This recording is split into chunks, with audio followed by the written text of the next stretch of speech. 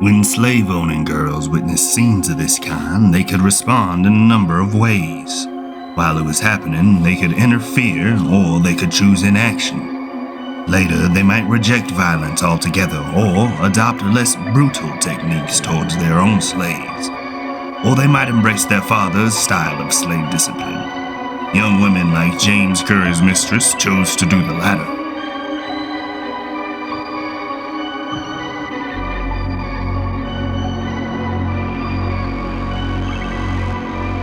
James Curry's mother had nurtured her master's children for much of their young lives.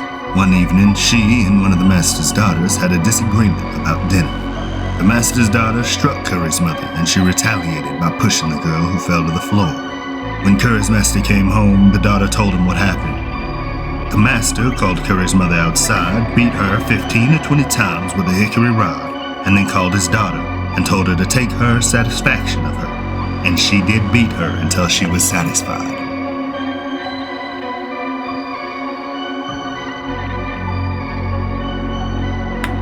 This young white girl and the enslaved woman who cared for her learned at least two important lessons that day. They came to understand that there is no inherent chasm between violence and ladyhood in everyday life, even in the eyes of white patriarchs.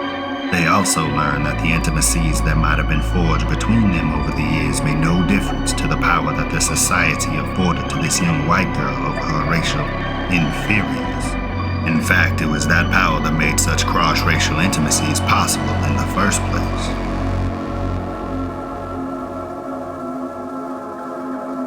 Tynes Kendrick's mistress owned both the slaves and the land on which they lived, and she was determined to manage her estate without her husband's interference. As a consequence, Kendrick said that her mistress' husband, Arch, didn't have much to say about the running of the place or the handling of the niggas. Kendrick's mistress enlisted her son's help instead, and she taught him everything he knew about operating a large estate profitably and managing the slaves who worked it.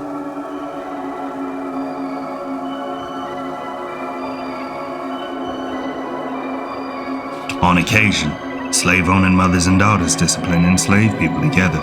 When Henrietta King was about 8 or 9 years old, she was responsible for emptying her owner's chamber pots.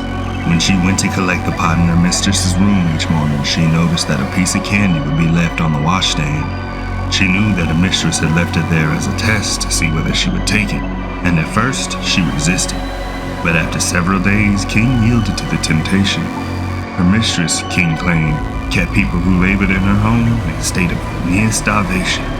King's mistress noticed that the candy was gone and questioned her. When she denied stealing the candy, her mistress began to whip her. King refused to remain still, so her mistress grabbed her by the legs and pinned her head under the rocker of her chair while her younger daughter whipped her. For approximately an hour, Everett King, her mistress, rocked her back and forth on her head while her daughter beat her with a cowhide. The constant pressure from the rocking chair crushed the bones in the left side of King's jaw. After the beating, she could not open her mouth, and the left side constantly slid sideways to the right. Her mistress called a doctor, but after examining her, he determined that nothing could be done. Her face was irreparably mutilated. Her mistress never brutalized King again, but her disfigurement was disquieting. And the mistress was so disturbed by it that the family decided to give King to a female cousin, who King claimed treated her kindly.